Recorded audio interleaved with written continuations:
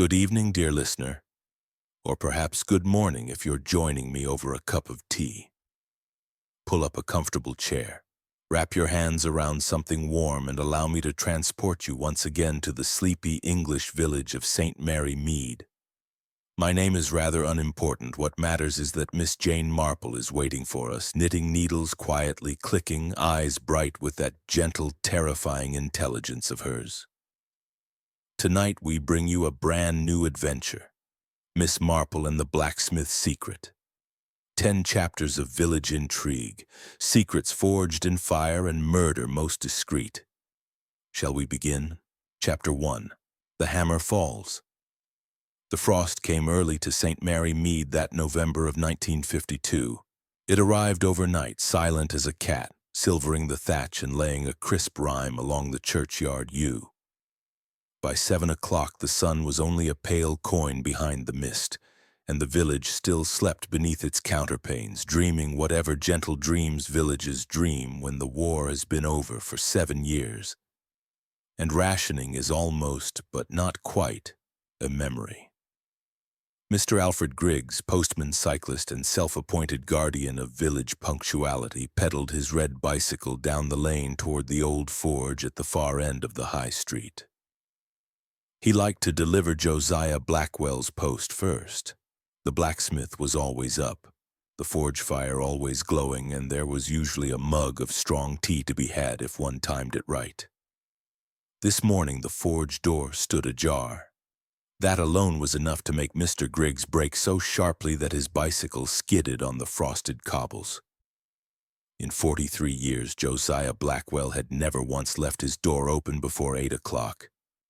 Not in the Blitz, not during the great snow of 47, not even the morning his wife died. Mr. Griggs propped his bicycle against the horse trough, wiped his spectacles, and called out, "Mr. Blackwell, post!" Only the soft pop of settling coal answered him. He stepped inside. The familiar smells were there: hot iron, coal smoke, linseed oil. But the bellows hung motionless and the fire was dead. Tools lay in their proper places along the wall, each outline painted in white so that nothing should ever be mislaid. The great anvil stood in the middle of the floor like a squat black altar. And across it, one arm dangling, lay Josiah Blackwell himself. Mr. Griggs would afterward say that his heart turned clean over. He had seen death before, 2 sons in the desert, one in Normandy, but never so close, never so quiet. Josiah's eyes were half open, staring at nothing. A single dark bruise marked his right temple. In his stiff right hand he clutched a small, newly forged iron key, no longer than a lady's little finger. It gleamed with unnatural brightness against the soot on his palm. Mr. Griggs backed out, found his voice at last, and ran shouting toward the police house. By 20 past 8, the news had traveled the length and breadth of St. Mary Mead faster than any post van. Mrs. Price Ridley heard it from the milkman and immediately telephoned Mrs. Bantry at Gossington Hall. Mrs. Bantry told her husband, Colonel Bantry, who was still in his dressing gown reading the obituaries in the Times. Mrs. Sweeteman in the grocery told Miss Hartnell, who told Miss Weatherby, who told the butcher's boy, who was at that moment cycling past Miss Marple's gate with a pound and a half of best end of neck for her stew. Miss Jane Marple was in her garden pruning the last of the chrysanthemums when the boy skidded to a halt. "Beggin' your pardon, miss, but old Mr. Blackwell's been done in. Struck on the head in his own forge. Mr. Griggs found him not half an hour ago." Miss Marple straightened slowly, secateurs poised in mid-air. A robin continued to sing from the apple tree, quite undisturbed. "Dear me," she said mildly. "Poor Josiah, how very upsetting." But her blue eyes were no longer vague. They had the clear, bright look her friends had learned to recognize, the look of a robin herself sighting a particularly interesting worm. She thanked the butcher's boy, gave him 6pence for his trouble, and went indoors to fetch her second-best coat, the dove-gray wool with the squirrel collar, her soft gray gloves, and the neat felt hat she wore when she wished to appear entirely harmless. At the forge, a small crowd had already gathered, kept at bay by the stern figure of Constable Fred Hurst, who had arrived breathless and helmetless. Dr. Haydock's Austin 7 was drawn up outside. The doctor himself emerged just as Miss Marple reached the gate, pulling off his rubber gloves. "Ah, Miss Marple," he greeted her. "Afraid it's too late for any help of mine. Been dead 7 or 8 hours, I'd say. Single blow to the right temple. Weapon probably that hammer lying beside the anvil. Curious thing, though. Hand me my bag, will you, Fred? The bruise is oddly shaped. Almost as though something harder and sharper than a hammer face struck him." He noticed the direction of Miss Marple's gaze. Yes, he's still holding that little key. Rigors well advanced. Will have the devil of a job getting it out of his fingers without breaking them. No idea what it opens. Doesn't match any lock in the forge that I can see. Miss Marple stood on tiptoe to peer over Constable Hurst's shoulder. The dead man's face in the cold morning light looked surprisingly peaceful. The usual scowl smoothed away. The key winked between his fingers like a tiny star. "May I come in for just a moment, Doctor?" she asked. "I knew Josiah all his life. It seems only respectful." Dr. Haydock, who had long ago given up being surprised by Miss Marple's requests, stood aside. The forge was dim and cavernous after the bright frost outside. Miss Marple moved slowly, her eyes taking in everything with the gentle thoroughness of a cat washing itself. She noticed the cold grate, the tools in their painted outlines, the faint smell of extinguished coal and something else, a trace of lavender water, perhaps. She noticed that the anvil had been dragged forward some 6 inches from its usual place. The floor beneath showed the pale scars where its feet normally rested. She noticed the small iron chest in the far corner, its modern Yale lock gleaming incongruously among the old iron. And she noticed with a slight inward flicker of satisfaction that the lowest beam of the roof hoist, the one used for lifting cartwheels, had a fresh bright scratch along its underside, as though a chain had recently been run across it at an unusual speed. "Thank you, Doctor," she said quietly. "I won't keep you from your duties." Outside again, she paused to speak to Mr. Griggs, who was being comforted with sweet tea by Mrs. Harmon from the dairy. "Did you notice anything odd when you arrived, Mr. Griggs? Anything at all?" The postman, still pale, shook his head. "Only the door open, miss, and the fire out. Mr. Blackwell never let his fire go out, not once in 50 years. Miss Marple patted his arm kindly and walked on toward the high street. The frost was beginning to melt, diamonds from the eaves. Somewhere a cock crowed, late and self-important. By the time she reached Mrs. Hickson's tea shop, the village was humming like a hive.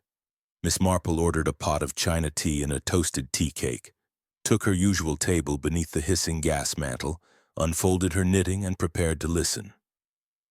She did not have long to wait. The door opened and closed repeatedly, letting in little gusts of cold air and large gusts of information. Everyone, it seemed, had known that Josiah Blackwell would come to a bad end. Everyone had heard him quarreling with his nephew Tom only yesterday. Everyone knew about the money he owed Mrs. Brent at the Blue Boar, and the way he had threatened to ruin young Clara Winslow's chances with Tom. Everyone had seen Ernie Puckeridge, that sly young apprentice, slipping out of the forge long after working hours. Miss Marple sipped her tea and let the talk flow round her like a comfortable river. From time to time her needles clicked.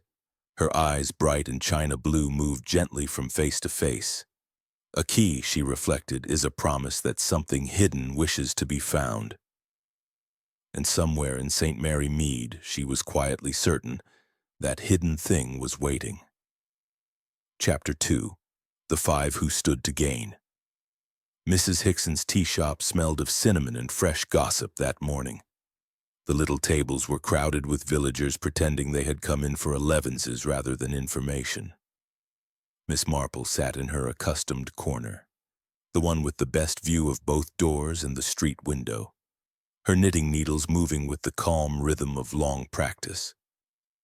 She was making a baby's jacket in pale lemon wool for the district nurse's expected grandchild. The color, she always said, suited almost everybody. The bell above the door jingled incessantly. Each new arrival brought a fresh gust of cold air and a fresh version of the tragedy. Struck down in his own forge, poor soul. They say the hammer was wiped clean. Holding a key, Mr. Griggs says, a brand new key.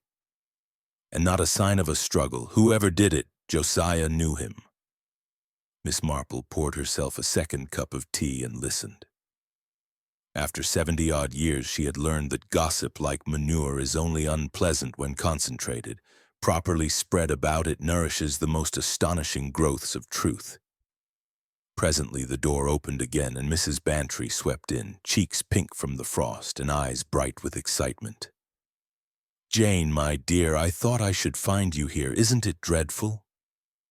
Arthur says it's the most exciting thing since the Girl Guide camp caught fire in '39. May I join you?" Miss Marple moved her knitting bag, and Dolly Bantry settled herself with a little sigh of satisfaction. "Now," she said, lowering her voice to a conspiratorial 6 feet, "tell me everything you know." Miss Marple smiled her small cat smile. "I was hoping you would tell me, Dolly dear." Mrs. Bantry needed no further encouragement. "Well, the whole village knows Josiah had no will, at least none that anyone has seen. Yet he owned those 3 meadows beyond Gossington land, the ones the ministry wanted for new housing, and a very comfortable amount in consols. And of course there's the old chest in the forge. People have talked about Spanish gold for generations, but I happen to know it holds share certificates and deeds. My maid's cousin is married to the bank clerk, you see." Miss Marple inclined her head, encouraging further revelations. "So," Mrs. Bantry continued, warming to her theme, "there are 5 people who stood to gain most obviously by Josiah's death." She counted them off on gloved fingers. "First, his nephew, Tom Blackwell, hot-tempered, drinks too much, convinced the Meadows should have come to him when his father died. Josiah refused point blank. Second, Clara Winslow, the pretty little schoolmistress. She and Tom have been walking out, but Josiah threatened to cut Tom off without a penny if he married that chit. Clara was heard telling Miss Hartnell only last week that something would have to be done.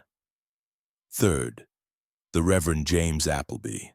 The church tower is literally falling down. We had to rope off the south aisle last Sunday.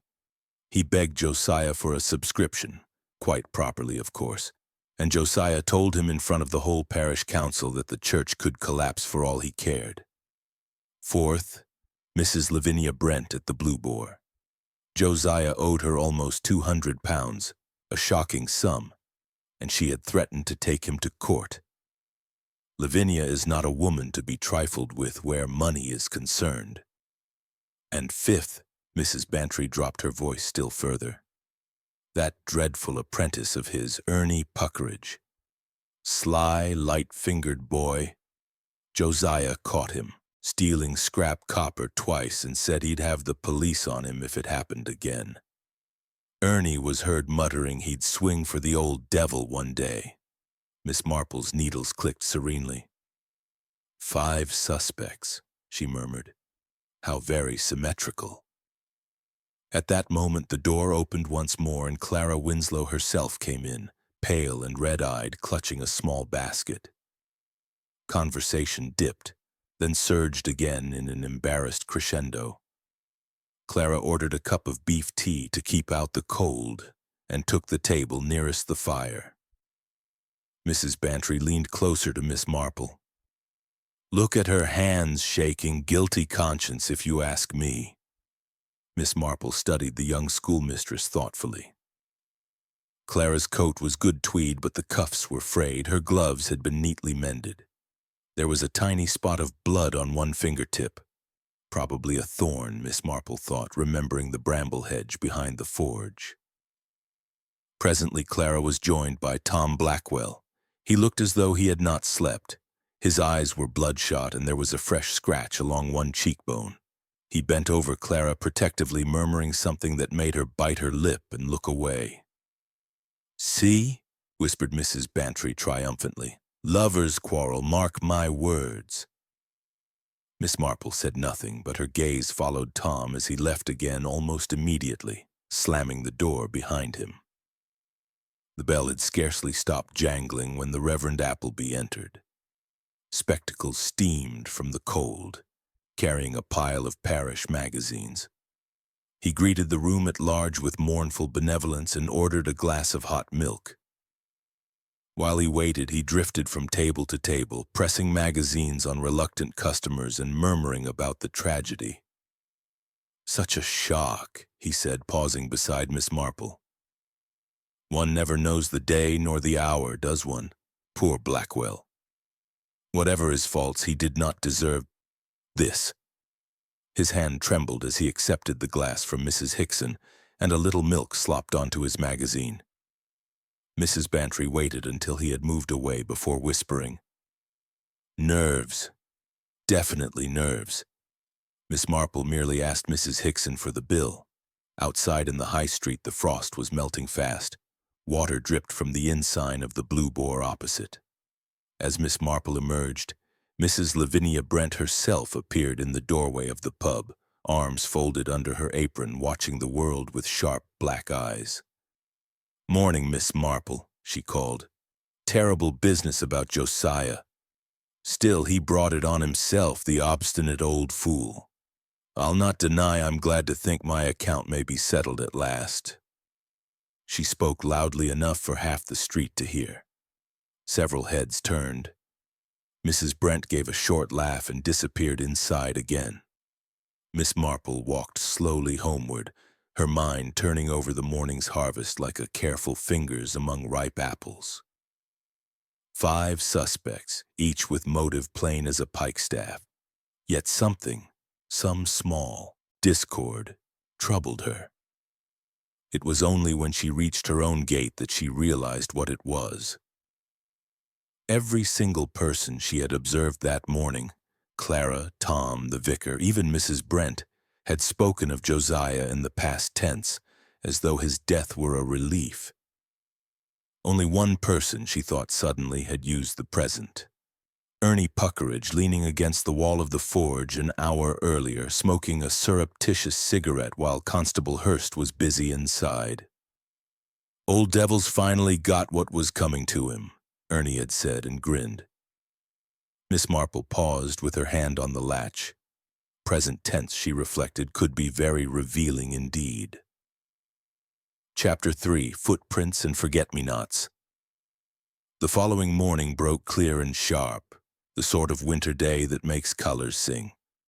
Miss Marple, having finished her breakfast toast and marmalade and read the more sensational paragraphs in the Daily Telegraph aloud to her maid Cherry, put on her stout walking shoes and set off with a small basket over her arm. She told Cherry she was going to gather evergreens for the church. In fact, she was going to the forge again. There are few things more invisible than an elderly lady collecting holly. The police had finished their preliminary work. Yellow tape still fluttered forlornly across the door. But Constable Hurst had been called away to deal with a lost terrier in the vicarage garden. Miss Marple slipped under the tape like a small gray shadow. Inside, the forge felt colder than the air outside. The fire had been raked out. Gray ash lay in a sad heaps. The anvil stood exactly where it had been yesterday. Yet Miss Marple's eye, trained by decades of noticing when a cushion was half an inch out of place, saw that the floor beneath it was cleaner than the rest, as though it had been swept in haste. She moved slowly round the room, basket on arm, head tilted like a bird's. First discovery, a single muddy footprint near the back door pointing outward. The tread was small and narrow, a woman's shoe or a youth's.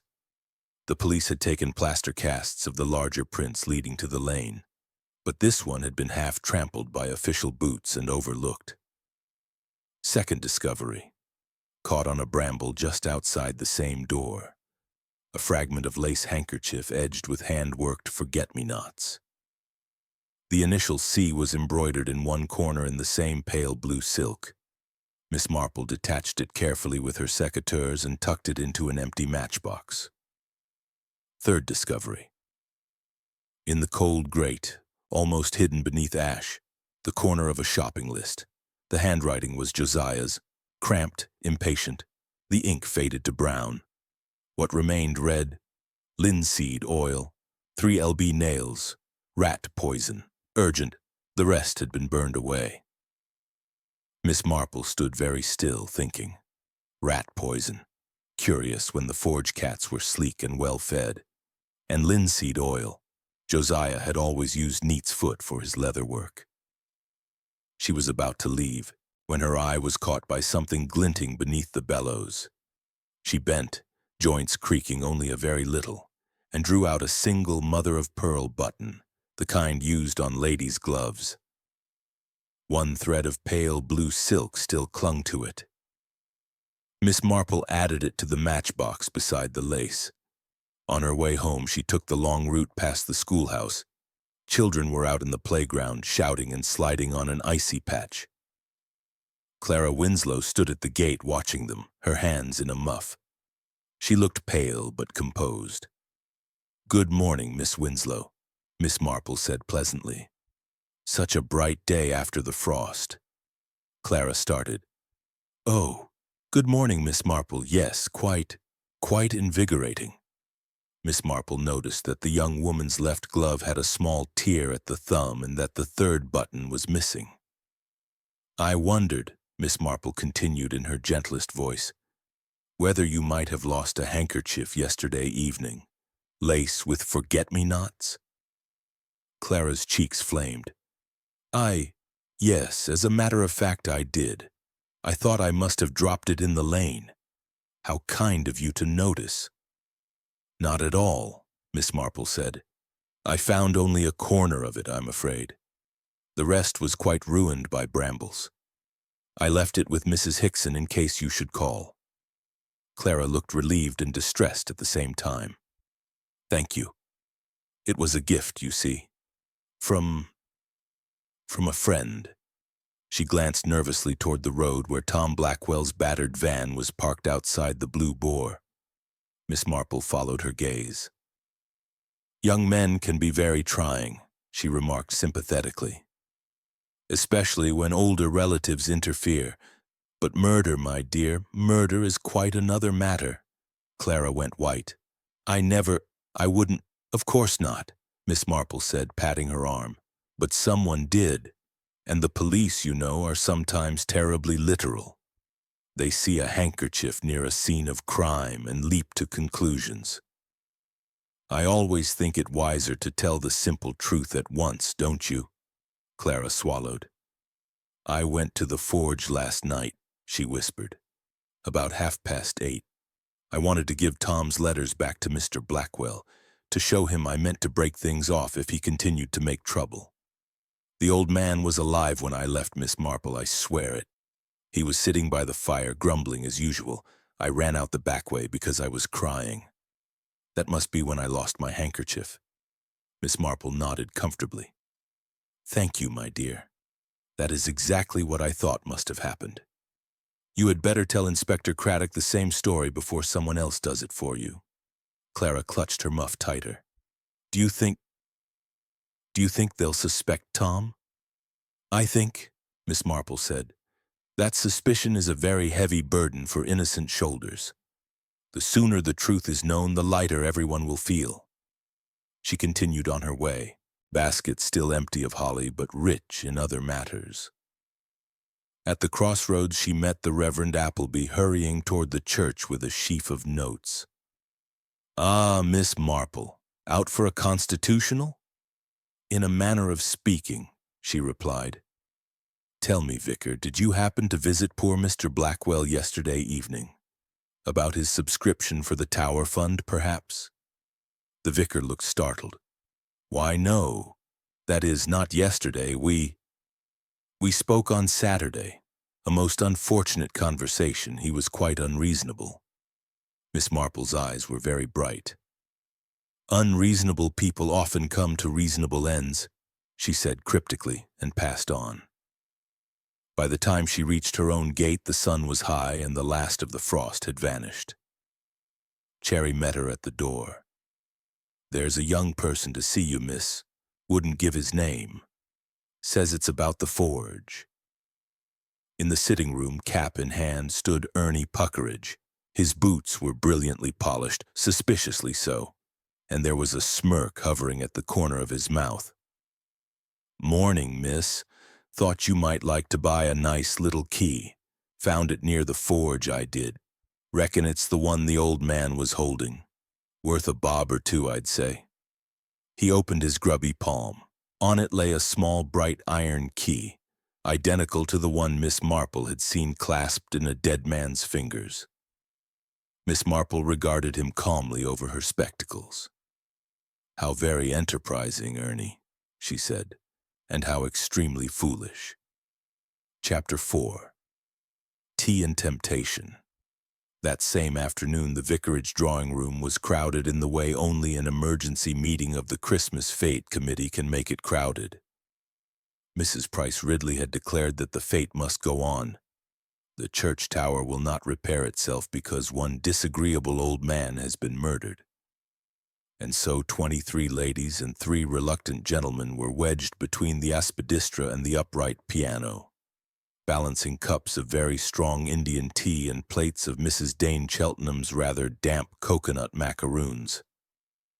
Miss Marple sat in the corner usually reserved for the vicar's aunt from Tunbridge Wells, knitting the second sleeve of the lemon baby jacket. From this vantage point she could see every face and hear every whisper. The 5 principal suspects, for so she had begun to think of them, were all present, drawn together by that strange magnetism which violent death exerts upon the English village. Tom Blackwell stood by the French windows, staring moodily at the frost-browned lawn. His hands were thrust deep in his pockets and his shoulders hunched as though against a blow. Every few minutes he glanced toward Clara Winslow, who sat beside Miss Hartnell pretending great interest in a raffle book. Clara herself was pale but composed. She had changed her torn glove for a pair of dove-gray suede gloves, new, Miss Marple noted, and her handkerchief was plain cambric today. The Reverend Appleby moved among his parishioners with a tray of cups, smiling too brightly.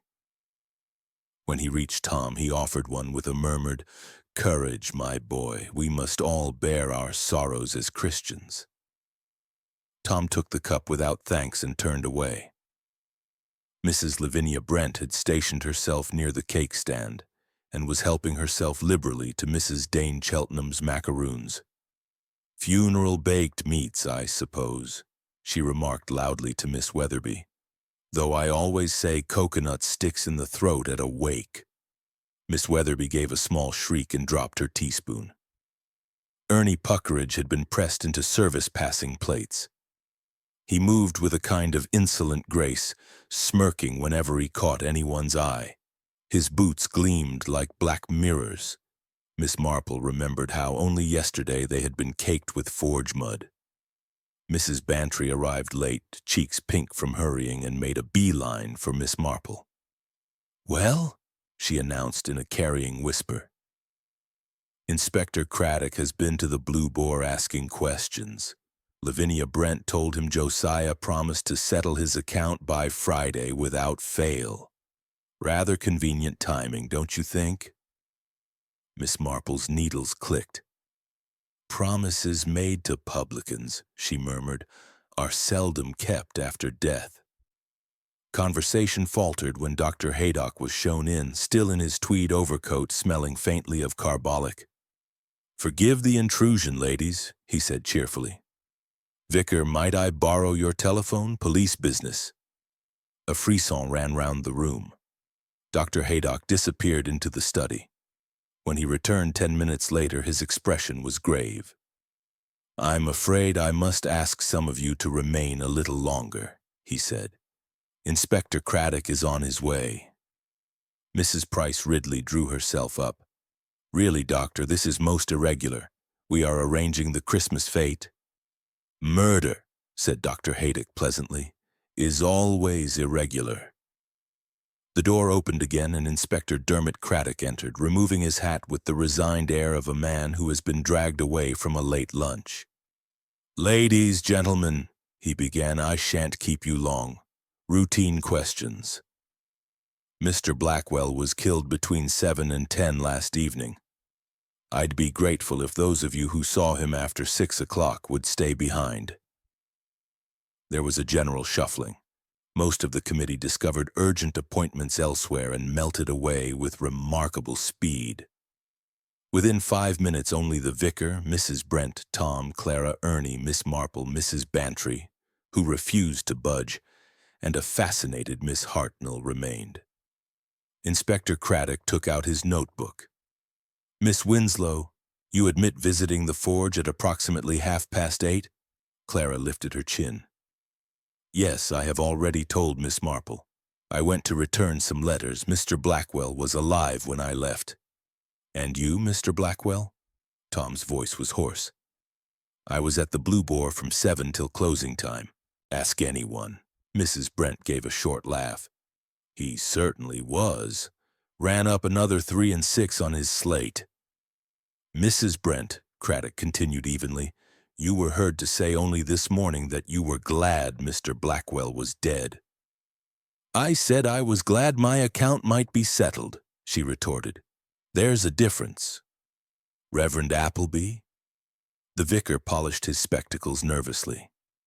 I walked past the forge about 7:45. The light was on, but I did not go in. I had decided to postpone our discussion about the Tower Fund. And you, Puckeridge, Ernie shrugged.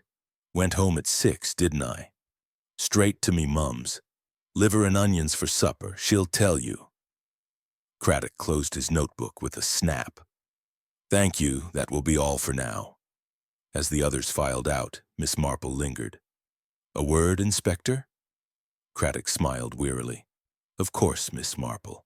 I was hoping you'd stayed.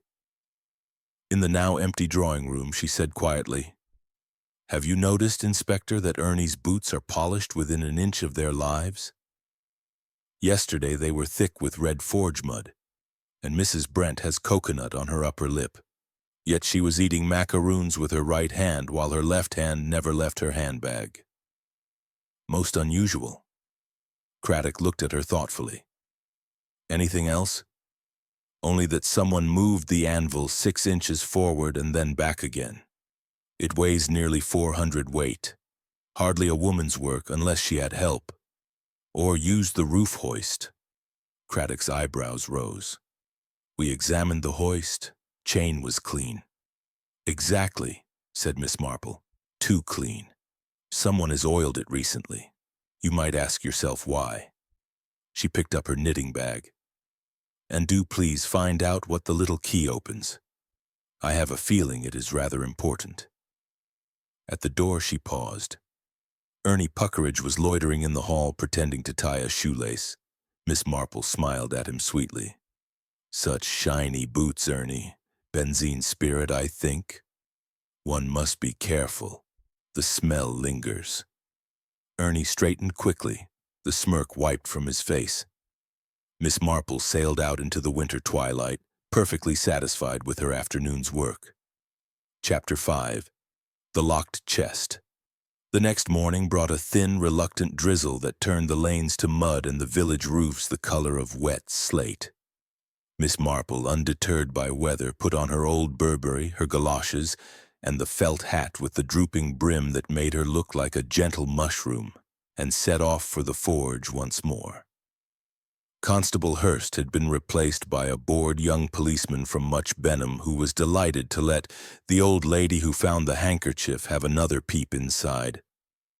Everyone in St. Mary Mead knew by now that Miss Marple's peeps were harmless.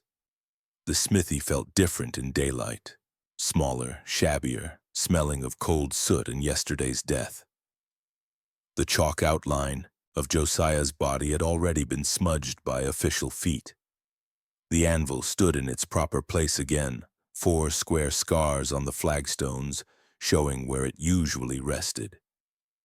Miss Marple's gaze went at once to the iron chest in the far corner. It was older than the forge itself, black, squat, bound with bands of wrought iron that had been forged, according to village legend, from nails taken out of a wrecked Armada galleon. A modern Yale padlock, shiny, new brass, looked absurdly out of place through the ancient hasp. The young constable followed her gaze. "That's the famous treasure chest, miss. Police locksmith had a look yesterday. Says the old lock was replaced only last Michaelmas. Whoever changed it kept the only key. Reckon the old man didn't trust his nephew. Or his apprentice," Miss Marple murmured. She knelt, golosh creaking, and examined the padlock closely. The scratches around the keyhole were fresh, bright metal, showing where someone had tried several keys in haste. On the floor beneath lay a single curl of iron filing, no longer than a match head. She straightened, thoughtful. "Tell me, Constable, has anyone tried the little key found in Mr. Blackwell's hand?" "Not yet, miss. Still in the evidence envelope. Doctor says we'll have to break the fingers to get it out clean. And the coroner wants photographs first." Miss Marple nodded. "Quite right. One must respect the dead." She moved to the anvil. The great block of iron looked immovable, yet she had seen it shifted. She placed her small gloved hand on the horn and pushed. Nothing, of course. Then she looked up. The roof hoist, a simple affair of beam, chain, and pulley, hung directly above. The chain was newly oiled, no speck of rust, no coal dust. She reached up and gave it an experimental tug. It ran sweet as butter. "Constable," she said pleasantly, "would you be so kind as to fetch me that short iron bar from the rack?" The young man obeyed, puzzled. Miss Marple slipped the bar through a link of chain, twisted once, and the entire anvil rose an inch off the ground with surprising ease. "Goodness," she said, letting it down again gently. "Almost anyone could move it if they knew how." The constable gaped. Outside, the drizzle had thickened. Miss Marple thanked the young man prettily and walked home through the churchyard, taking the shortcut past the war memorial. Halfway along the path, she met Mrs. Bantry hurrying the other way under a large golf umbrella. "Jane, I've been looking everywhere for you. The most extraordinary thing. Tom Blackwell has been arrested." Miss Marple stopped beneath the dripping yew. "On what evidence, Dolly?" "Boots, apparently. They found a pair of his old working boots hidden in the Blue Boar coal shed covered in blood and forge mud. And the hammer has his fingerprints, only his. Inspector Craddock is cock-a-hoop." Miss Marple looked thoughtful. "Tom's fingerprints would naturally be on his uncle's hammer. He worked here every Saturday for years, and Tom wears size 10 boots. The muddy print by the back door was size 6 or 7. Mrs. Bantry blinked. "How do you know that?" "Because I measured it against my own foot," Miss Marple said calmly. "I take a neat 5. They walked on together. "But why would anyone hide Tom's boots?" Mrs. Bantry asked. "To make the police stop looking," Miss Marple replied. "A classic maneuver. The French call it a crime dans le crime. One plants an obvious solution so that the true one may escape notice." At Danemead Cottage, Cherry had laid a small fire and set out seed cake and a pot of China tea. Miss Marple removed her galoshes, dried her spectacles, and sat thinking. Presently the telephone rang. It was Inspector Craddock, sounding harried. "Miss Marple, I wondered, purely informally, whether you would care to take a look at the contents of that chest. The coroner has released the key. We're opening it at 3 o'clock. "I shall be delighted," Miss Marple said. At 3 precisely, she presented herself at the forge again. A small group had gathered. Craddock, Dr. Haydock, the bank manager, Mr. Charlton, looking nervous. and inevitably Mrs. Bantry, who had invited herself. The dead man's right hand had been carefully straightened. The little iron key now lay on a square of cotton wool.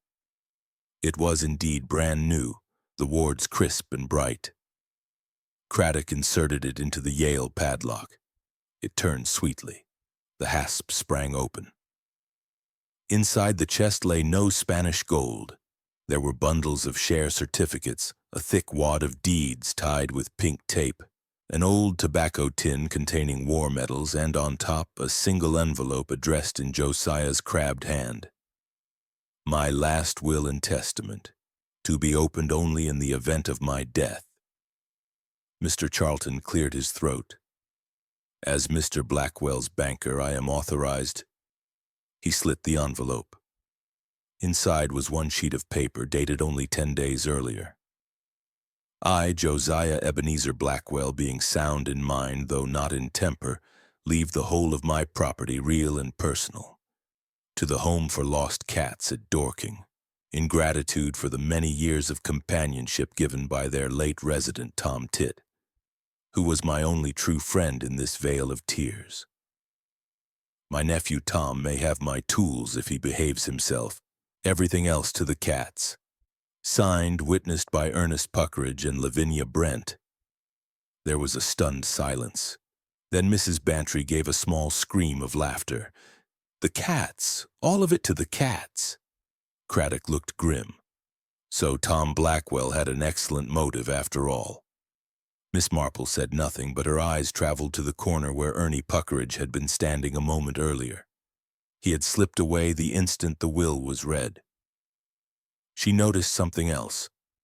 The bottom of the chest was slightly raised as though there were a false floor, but no one else appeared to have seen it. Outside, the rain had stopped. A weak sun glinted on the wet roofs. Miss Marple drew Craddock aside. Inspector, before you charge poor Tom, might I suggest you discover what lies beneath that false bottom? And perhaps ask Mr. Puckeridge why he witnessed a will that disinherits him so completely. Craddock stared at her. Then he smiled slowly. I think, he said, we had better have another look at that chest. Chapter 6. Red Herrings in the Rain. The rain returned that evening with a vengeance, lashing the windows of St. Mary Mead like thrown gravel. It drummed on the forge roof, hissed in the gutters of the Blue Boar, and turned every lane into a running stream. Villages, Miss Marple often observed, become very small in heavy rain. People stay indoors and gossip for ments. By breakfast the next day, 3 separate stories were competing for attention. Story 1, brought to Donmead Cottage by the baker's boy who was soaked to the knees.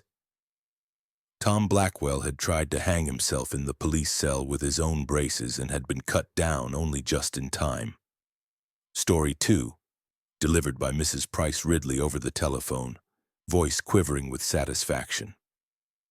The Reverend Appleby had been seen at midnight on his knees in the pouring rain beside the war memorial, praying aloud for forgiveness. Story 3, whispered by Cherry, who had it from the girl at the Blue Boar. Mrs. Lavinia Brent had locked herself in the private parlor all night with Ernie Puckeridge, the two of them going through papers by candlelight until dawn. Miss Marple listened to all 3, thanked the informants politely, and merely asked Cherry to bring her the blue knitting bag because the lemon wool was running low. At 11 o'clock, Inspector Craddock telephoned, sounding thoroughly out of sorts. We've found the second will, Miss Marple, or rather the first will, hidden under the false bottom exactly where you thought. Dated 3 years ago. Leaves everything to Tom except a legacy of £50 to Ernie for his keep. The new will was written after Ernie was caught stealing copper. Josiah obviously meant to destroy the old one, but someone got to him first. And the false bottom was forced? Gemmied with a cold chisel, marks fresh as paint. Miss Marple murmured something sympathetic. There's more, Craddock went on. The little key in Josiah's hand doesn't fit the padlock at all. It opens something much smaller, something that hasn't turned up yet. And the hammer that killed him has been wiped. But under the ultraviolet lamp there's a perfect thumbprint, Tom Blackwell's right thumb, clear as day. Miss Marple was silent a moment.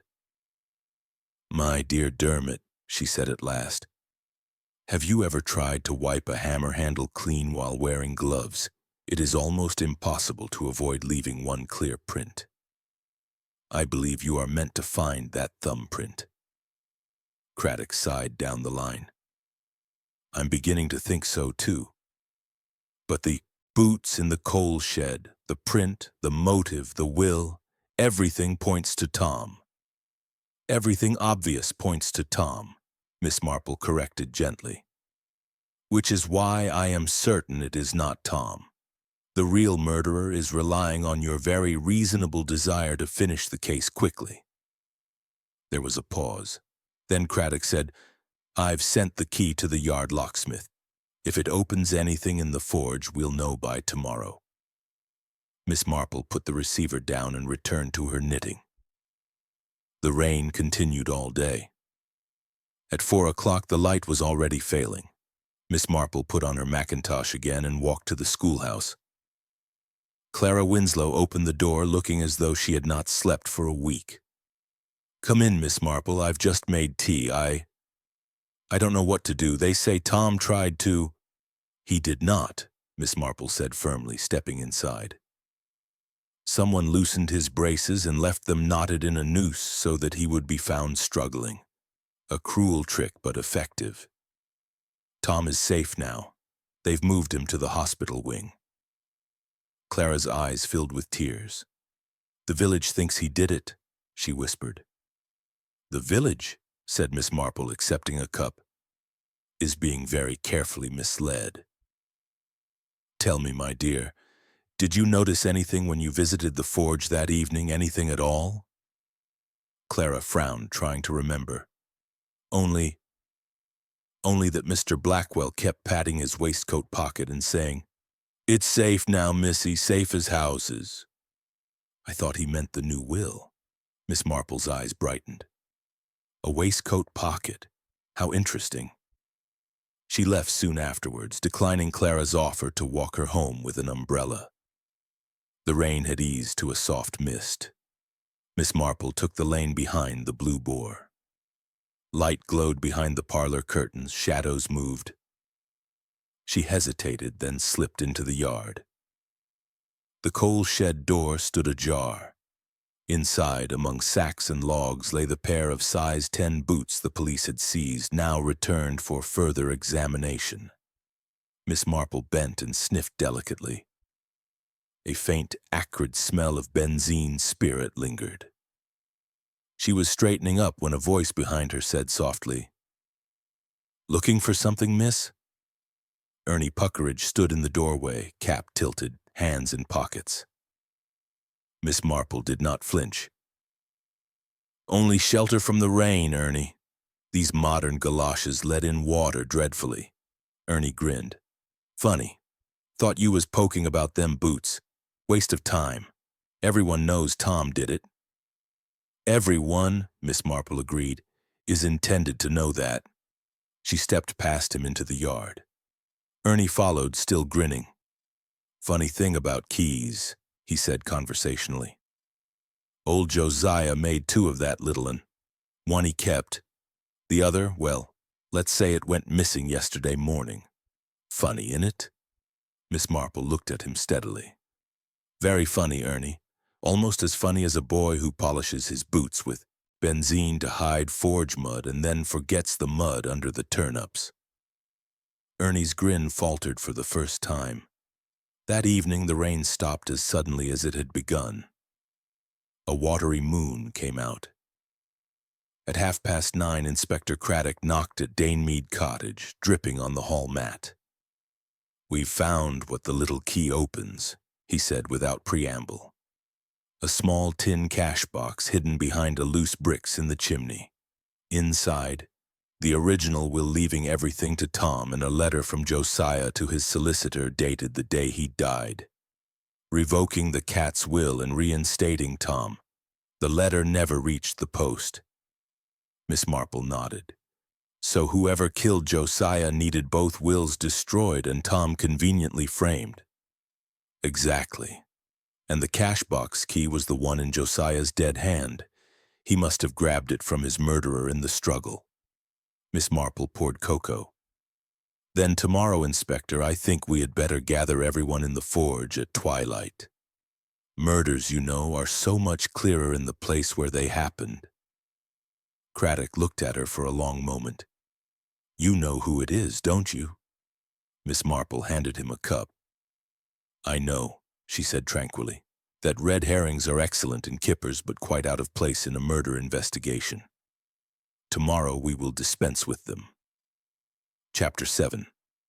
The Weight of Evidence. The following morning was bright and cold, the sky a hard, washed blue. Miss Marple woke early, made her usual pot of tea, and spent a peaceful hour pruning the winter jasmine outside her sitting-room window. At 10:30, she telephoned Inspector Craddock at the police house. My dear Dermot, she said pleasantly, before you arrange our little gathering this evening, would you be so very kind as to weigh the anvil for me? I have been wondering about its exact weight ever since I watched the constable lift it with the hoist. A mere curiosity, of course, but one does like to be accurate. There was a short silence on the line. You want the anvil weighed, Craddock repeated slowly.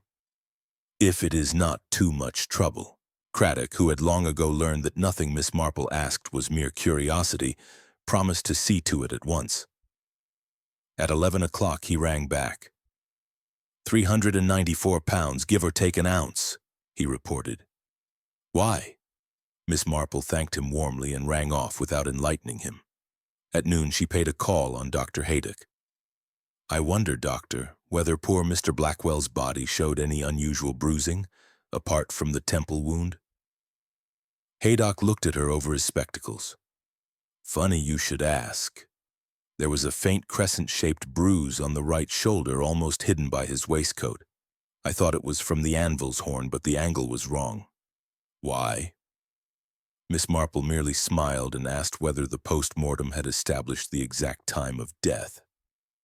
Between 8:15 and 9:30, I'd say.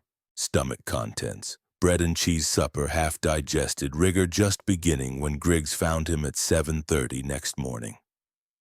Miss Marple thanked him again and went on her way.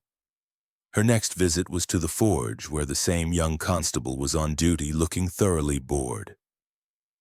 May I try a small experiment? She asked sweetly. The constable, who had been warned by Craddock to humor the old lady, agreed. Miss Marple took the short iron bar, hooked the hoist chain, and asked the constable, a strapping lad of 6 foot, to raise the anvil 6 inches. He did so easily. Then she asked him to swing the anvil gently forward until it rested against the chalk outline of Josiah's head on the floor. Notice, she said, how the horn of the anvil now lines up perfectly with that crescent bruise Dr. Haydock found on the shoulder. The body was dragged forward after death so that the wound would appear to have been caused by falling against the anvil. A clever piece of theater, but quite unnecessary. The constable swallowed. Then the hammer wasn't the weapon at all? Oh, the hammer was used, Miss Marple said, but only to finish the job. The real blow came from behind while Mr. Blackwell was bending over the anvil heating metal. Someone struck him with a short, heavy iron bar, perhaps the one I am holding now, and then arranged the scene. She laid the bar back in its rack. Would you be kind enough to tell Inspector Craddock that everything is ready for this evening? At 4 o'clock, the sun was already low, gilding the wet roofs and turning the puddles to molten copper. Miss Marple sat in her drawing room with a writing pad on her knee and made a neat list.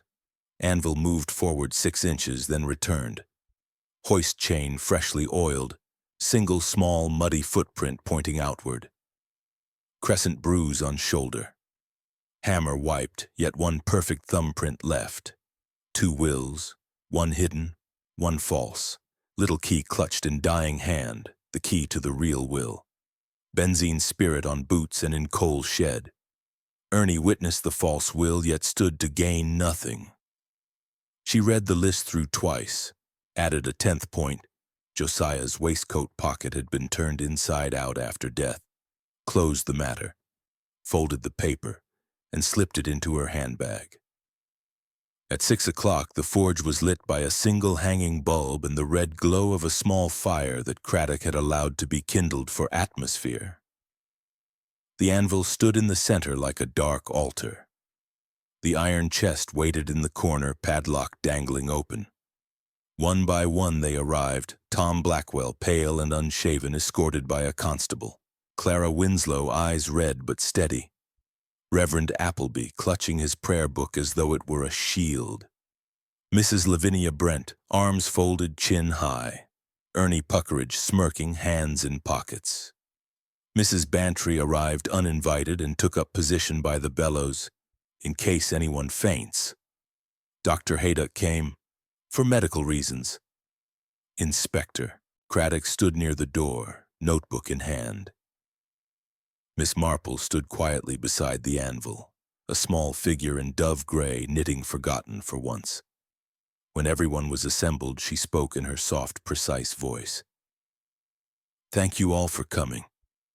I asked Inspector Craddock to bring us here because murder is always clearer in the place it happened. We have been led a pretty dance with false wills, planted boots, and convenient thumbprints, but the truth, as usual, lies in small, everyday things." She turned to Ernie. "Ernie, you told me yourself that Mr. Blackwell made 2 identical keys to the cash box. You stole the second key the morning after the murder, hoping to sell it. But Josiah was clutching the real key because he had taken it back from you only minutes earlier during your quarrel." Ernie's smirk wavered. "You forged the cat's will," Miss Marple continued gently, knowing Mrs. Brent would witness anything for a consideration. "You hid the true will and meant to destroy it. But Josiah discovered the forgery that very evening. He confronted you. You struck him from behind with this bar." She lifted the short iron bar from the rack. "This weighs 14 pounds. A boy of your strength could swing it easily." The first blow stunned him. You then dragged the body forward so the temple rested against the anvil's horn, accounting for the crescent bruise, and struck again with the hammer to confuse the issue. You wiped the hammer but deliberately left Tom's thumbprint. Mrs. Brent gave a gasp. "He told me it was just a bit of fun to teach the old man a lesson." "Be quiet, Lavinia," Ernie snarled. Miss Marple went on calmly. "You moved the anvil back using the hoist, easy when one knows how, and left by the back door, losing your nerve when you heard Clara approaching. You dropped the bar in the lane, cleaned your boots with benzene, and planted Tom's old boots to clinch matters." Ernie bolted. He made it 3 strides before Craddock's constable caught him by the collar. As he was led away, he shouted, "I'd have swung for the old devil anyway. He was going to turn me off without a penny." The echo died against the blackened beams. Miss Marple sighed. "Poor boy," she said. "Greed and fear make cruel murderers of us all." Outside, the stars were coming out, bright and cold above the quiet village. Chapter 8. The Second Key. The forge felt suddenly very empty after Ernie's shouts had been swallowed by the night. The little fire crackled, throwing restless shadows across the soot-black walls. Everyone stood as though frozen in a tableau. Tom staring at the place where his accuser had been. Clara with her hand pressed to her mouth. Mrs. Brent suddenly smaller inside her coat. The Reverend Appleby murmuring the general confession under his breath. Inspector Craddock cleared his throat. "Ernest Puckeridge, I am arresting you for the murder of Josiah Blackwell and for the murder of Josiah Blackwell and for conspiracy to pervert the course of justice. Mrs. Lavinia Brent, I shall require you to accompany me to the station to answer certain questions regarding the forging of a will." Mrs. Brent opened her mouth, thought better of it, and allowed herself to be led away without protest. The fight. When the door closed behind them, the silence was almost shocking. Tom Blackwell found his voice first. I owe you my life, Miss Marple." "Nonsense, dear boy," she answered briskly. "You owe your life to the truth, which always comes out in the end, though sometimes rather slowly in this case." Clara ran to Tom and buried her face in his shoulder. He held her as though he would never let go. Miss Marple turned to Inspector Craddock. "There is still one small matter, Inspector, the second key Ernie mentioned. I rather think we shall find it on Mrs. Brent's chatelaine. She has a habit of keeping everything that might prove useful." Craddock gave a short laugh. "We'll look, never fear." Mrs. Bantry, who had been unusually quiet, now exploded. "But how did you know it was Ernie all along, Jane? I was perfectly certain it was Mrs. Brent. Or the vicar. Or both of them together." Miss Marple smiled, her small, apologetic smile. "It was the weight of evidence, Dolly dear. Literally the weight. Once I realized the anvil had been moved twice, forward to stage the accident, back again to conceal the hoist's use. Only 3 people were physically capable of the task in the time available. Tom has a sprained wrist from football. The Reverend Appleby is slightly built and was in the church vestry with the choir at the critical time. Mrs. Brent's arthritis would not permit her to manage the chain unaided. That left Ernie, who has spent 5 years lifting cartwheels and engine blocks with that very hoist. He knew exactly how to make 400 weight of iron dance to his tune.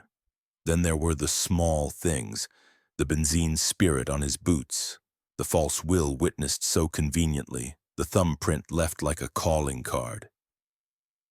Ernie is clever, but he has the vanity of the young.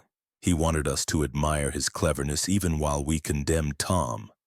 Dr. Haydock chuckled. "And the rat poison on the burned list?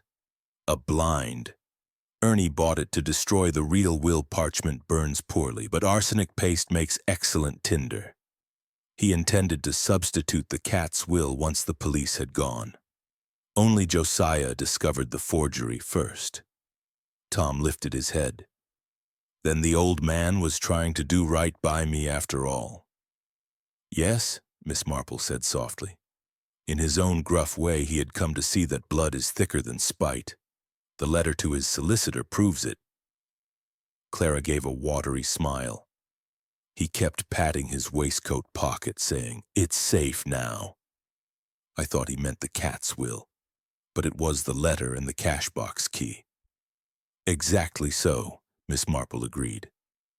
He took the duplicate key back from Ernie that very evening. That was what they quarreled about.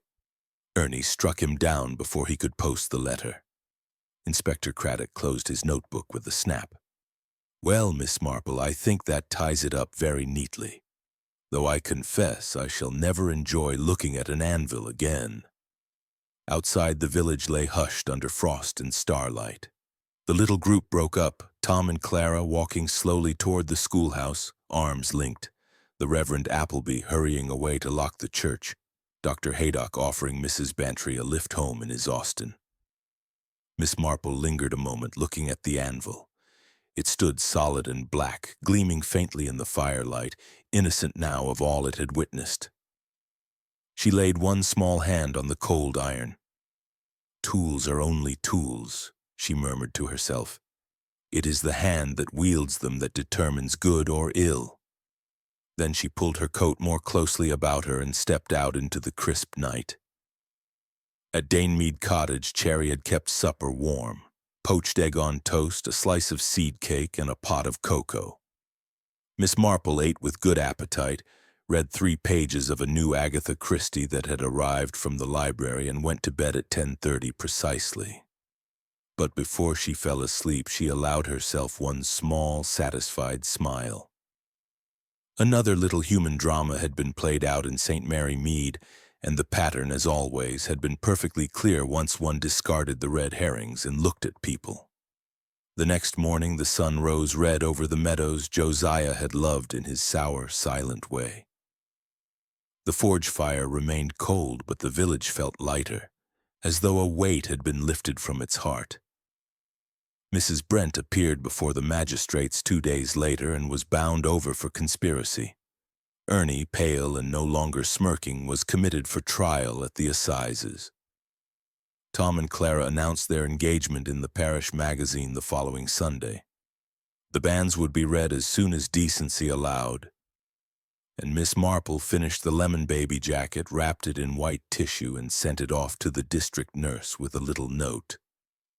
For the new arrival, may his or her world be kinder than some we have known. With affectionate good wishes, J.M. She signed it with her neat, old-fashioned flourish, sealed the parcel, and went out to deadhead the last chrysanthemums.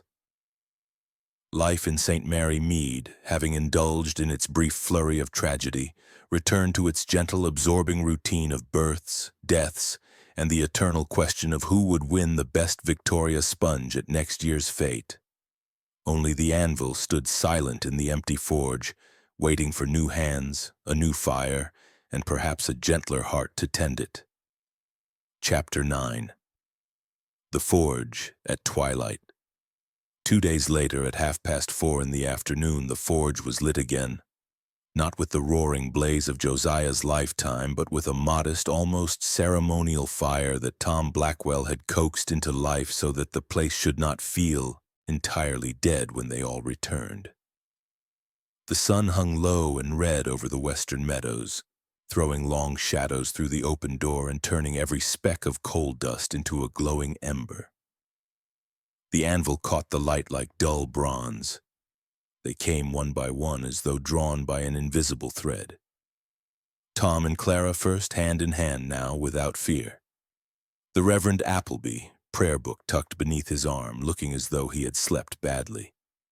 Mrs. Lavinia Brent, defiant in her best black coat and a hat with a daring feather, escorted by a silent policewoman, Inspector Craddock and Dr. Haydock. Mrs. Bantry, who had declared she would not miss the denouement for an invitation to Buckingham Palace. And finally Miss Marple, in her dove-gray wool and the squirrel collar, carrying nothing but her handbag and a small smile. Ernie Puckeridge was brought last, handcuffed between 2 constables. He had lost the smirk. His face was blotched and sullen, his eyes darting like a cornered stoat's. When everyone was inside, Craddock closed the door.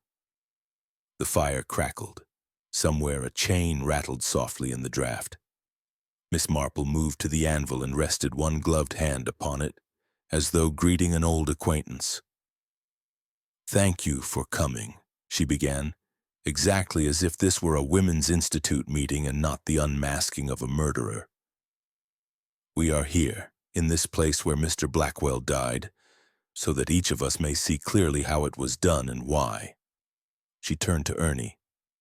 "You have already confessed to Inspector Craddock that you struck your master, but you insist it was only a quarrel that went too far. That is not the whole truth, is it?" Ernie shrugged, the cuffs clinking. "He was going to sack me. Said he'd see me in prison first." "Yes," Miss Marple said gently, "because you had been stealing from him for months. Copper, brass fittings, even small tools sold to scrap men in Much Benham. He discovered the full extent last week. That is when you persuaded Mrs. Brent to witness a new will, leaving everything to the cat's home, knowing she would do anything for a promise of the forge lease at a peppercorn rent." Mrs. Brent made a choking sound. "You forged the will beautifully," Miss Marple continued, "but you needed the old will, the one favoring Tom, destroyed. You made 2 keys to the cash box behind the chimney. You thought you had plenty of time. On the fatal evening, Josiah found the forged will in your coat pocket while you were banking the fire. He took back the duplicate key, put the real will and the revoking letter into the cash box, and told you he would post the letter the next morning. You knew ruin stared you in the face.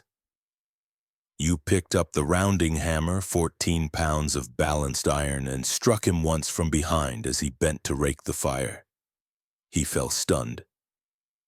In panic, you dragged the body forward so that the temple rested against the horn of the anvil, hoping it would look like an accident.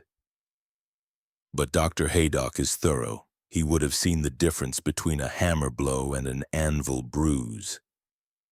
So you struck again with the hammer, wiped it carelessly, leaving Tom's old thumbprint, moved the anvil back with the hoist, and fled by the back door, dropping Clara's handkerchief, which you had stolen from her washing line that afternoon, to cast suspicion on her. You cleaned your boots with benzene, hid Tom's old pair soaked in pig's blood from the butcher, and waited for the police to arrest the obvious culprit. Every eye was on Ernie now.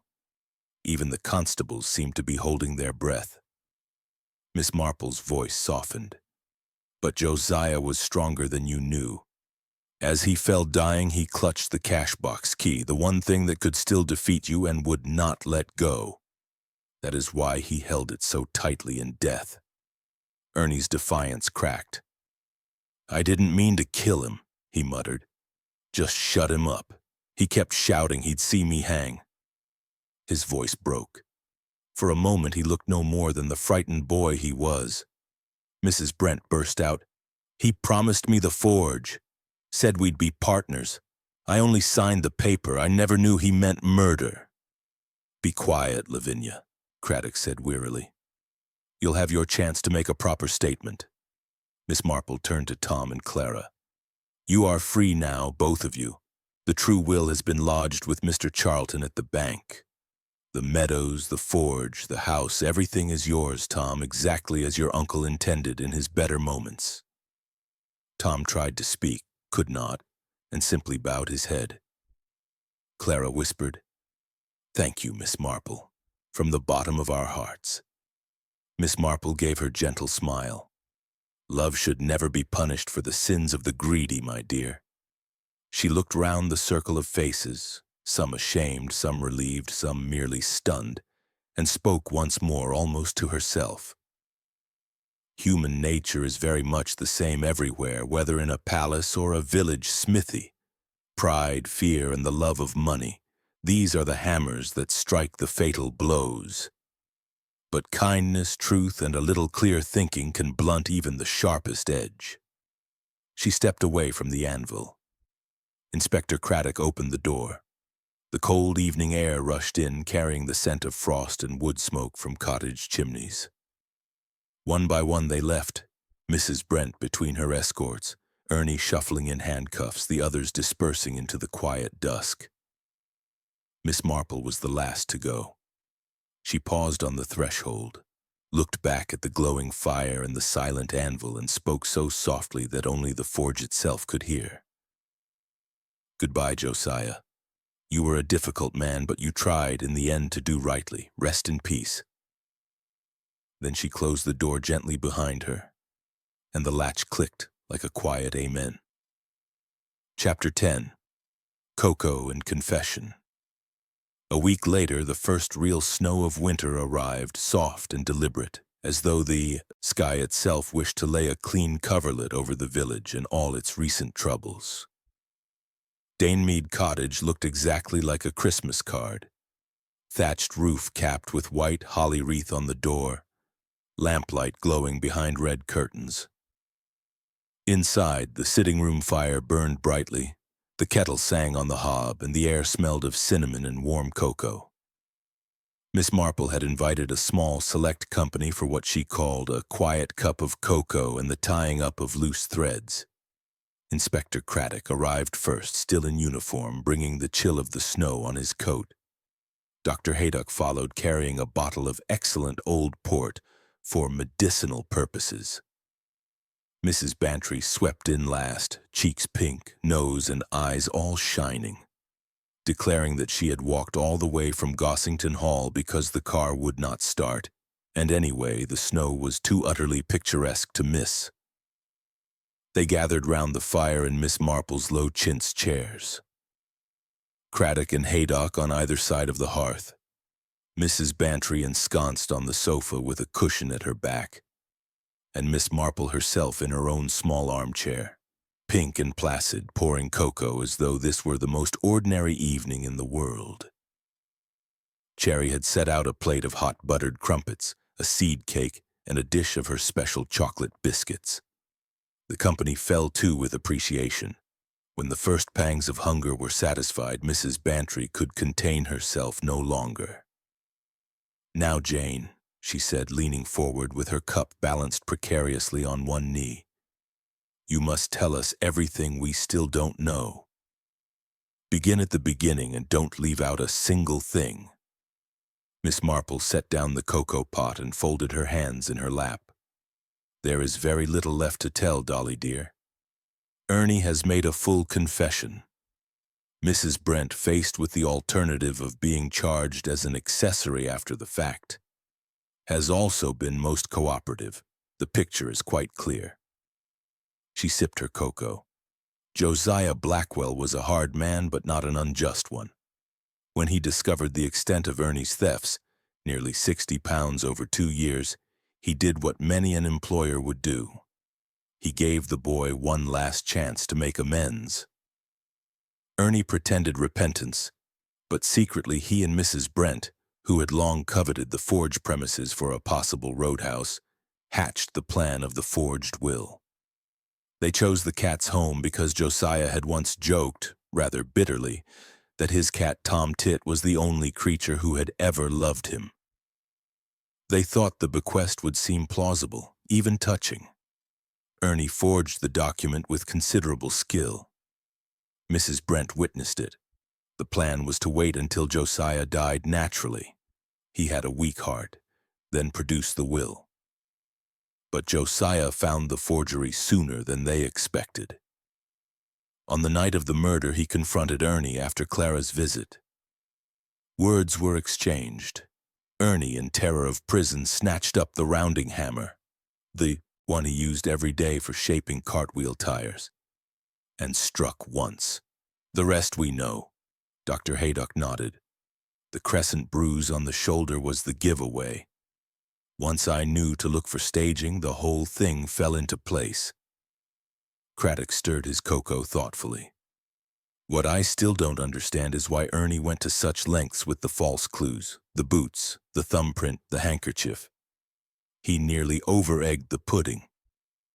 Miss Marple smiled. "That was his vanity, poor boy. He wanted everyone to see how clever he was. He had read detective stories. He thought a perfect misdirection required perfect red herrings. In fact, it only required one thing he lacked, a conscience." Mrs. Bantry gave a little shiver. "All for 60 pounds and a forge that isn't even his." "Not quite all," Miss Marple corrected gently. "For the belief that money would buy him freedom from ever having to be afraid again. A common delusion, and a tragic one." She reached for the seed cake and cut a generous slice for Craddock. "Tom and Clara are to be married in the spring," she continued. "Tom will keep the forge going. He is a better smith than he knew. And Clara will continue teaching. The meadows will stay meadows for the present. The ministry has withdrawn its compulsory purchase order once it learned the new owner intends to farm them properly." Mrs. Bantry beamed. "And the cat's home will receive a generous anonymous donation from the estate in memory of Tom Tit," Miss Marple said demurely. "Josiah would have approved of that, I think." Dr. Haydock raised his glass of port. "To Miss Marple, who sees through forgery, false wills, and human nature with equal clarity." Miss Marple shook her head, blushing very slightly. "To truth," she corrected, "and to St. Mary Mead, which is never quite as sleepy as it pretends." Outside, the snow continued to fall, soft and silent, erasing footprints, covering scars, preparing the ground for spring. Inside, the little party talked quietly until the fire burned low and the cocoa pot was empty. When Mrs. Bantry finally rose to leave, she kissed Miss Marple on both cheeks. "You are a wonder, Jane. The village would be lost without you." "Nonsense, Dolly. Miss Marple replied comfortably. The village looks after itself very nicely. I only notice what is under everyone's nose. Craddock drove Mrs. Bantry home through the whirling flakes. Dr. Haydock walked, declaring that port and snow were an excellent combination. Miss Marple stood at her gate a moment, watching their lanterns disappear. The snowflakes settled on her gray hair like a benison. Cherry closed the door behind her. Will there be anything else, miss? Just lock up, Cherry dear, and leave the porch light on for the carol singers. I believe I hear them coming down the lane. Sure enough, faint voices rose through the snowy dark. God rest you merry gentlemen, let nothing you dismay. Miss Marple listened, hands clasped, eyes bright. Another case concluded, another small corner of human folly and redemption tidied away. She went indoors, wound the grandfather clock, set the guard before the dying fire, and climbed the stairs slowly with the unhurried dignity of a woman who has done her day's work and done it well. In the quiet house, the clock ticked on, steady as a heartbeat. And somewhere in the village a new fire would be lit one day soon, and the ring of hammer on anvil would sound again, clean, honest, hopeful. St. Mary Mead slept under its white blanket, sins forgiven, secrets buried, ready for Christmas. Soft piano music rises gently. Narrator, warm, smiling voice. And so another knot is gently untied in the quiet village we love so well. Thank you for keeping Miss Marple company through frost and firelight, through forged wills and faithful hearts. May your own mysteries be gentle ones, solved over cocoa rather than in courtrooms, and may truth always find you before the snow melts. This has been Miss Marple and the Blacksmith's Secret. Good night, dear listeners. Until the next time the kettle sings and the needles click.